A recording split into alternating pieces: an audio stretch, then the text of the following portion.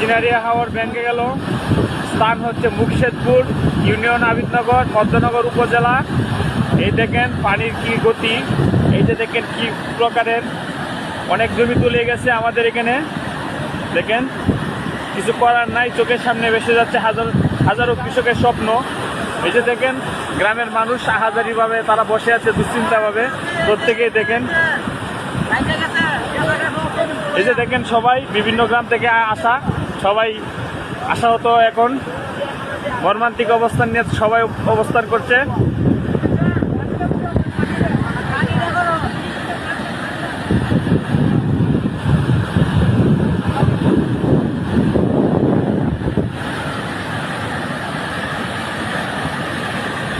পানির কি শাসা শব্দ, কৃষকের হৃদয়ে জরা কান্নার চেয়েও বেশি শব্দ।